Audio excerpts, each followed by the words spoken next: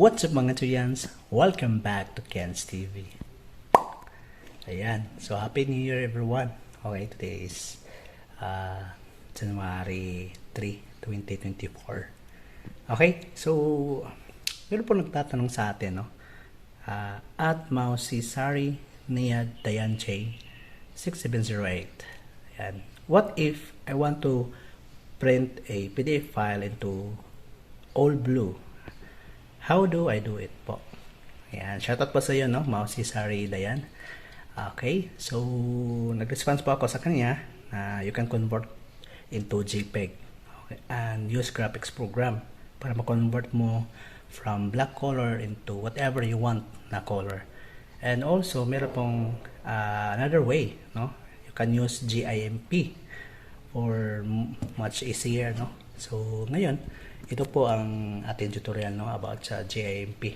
Okay, paano po mag-install and also paano natin gamitin, no, na i-convert natin yung PDF file, no, from black color into whatever color, no. So, example ko yan ay color blue. So, ayan, let's go.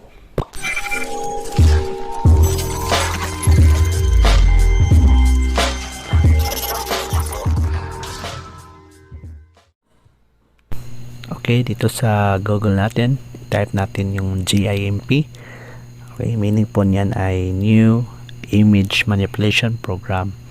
Okay, para yung isang software editor, no, na available for Linux or operating system. Okay, download natin, click natin yung download. Ayan, so meron tayong options, no. So wala tayong BitTorrent, dito tayo sa directly. Okay, kasi wala tayong Microsoft software rin.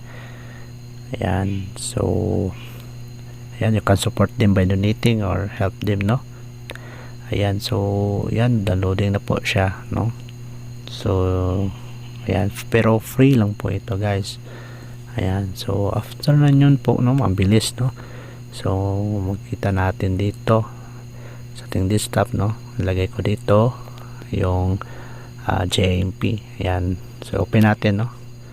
Makita natin, no, yung laman. So para siyang Photoshop, no, pero this is for PDF files and JPEG, no. So ayan, so ayan po, no. So i-close na natin to. Okay, mag-try po tayo. Meron na po akong sample na PDF file na atin pong i-edit, no, the colors, no, from black to blue. Ayan, KTV ito. So as you can see, color black po ito. Ayan, pakita natin, no, color black yan.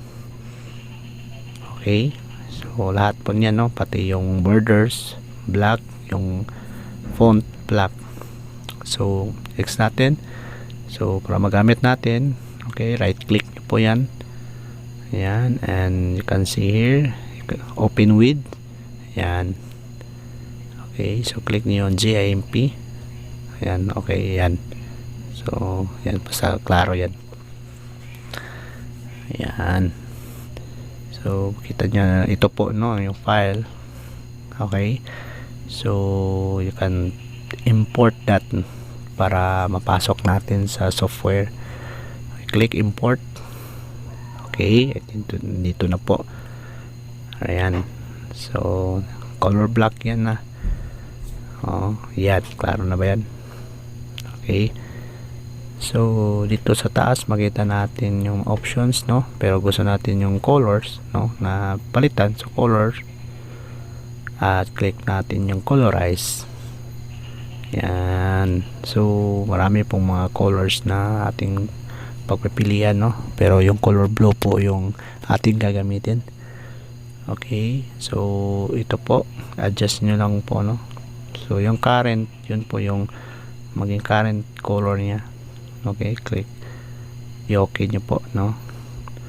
So yan, so hindi pa siya hindi pa klaro, no. So ulitin natin, no. Okay, colorize natin, color, then ayan. Ayan, so adjust lang natin ulit yung color niya. Okay, ayan. So pati yung ano, yung overall surface you can adjust, no, if you want. Ayan, So adjust natin. Okay, ayan, kita natin, no, meron ng parang nag-change na siya. Ayan, pula. Okay, ayan, ayan, klaro na ba? Kasi ano baka, ayan, blue. Okay, yan, blue. Ayan, okay, ayan, try natin yan. Okay, try natin. Okay, click natin. Okay, okay, para mamaya i-compare natin. Okay, yan, sa cellphone kasi, no, hindi ganong klaro, pero sa akin klarong klaro po yan, color blue na po yan. Ayan, di ba? Okay, file, and atin pong i-export as, ayan, so dito sa file natin. Okay, export natin yan, no. Okay, so PDF file na. Okay, okay, yan, tvfinals.pdf, export, click nyo lang yung export. Okay, yan, and export again. Yan, so automatically andyan na po sa desktop natin yan. Okay, tingnan natin, no, kung meron bang changes. Okay, kung epektibo ba yung yan, color blue. Yan po yung bago, klarong klaro, color blue po yan. At i-compare natin ito, black. Ito po yung original, hindi pa natin na GIMP. Okay, ayan. Okay, minimize muna natin. Ito yung may GMP na. So compare ko, ayan po, blue, black, diba? Oh, black.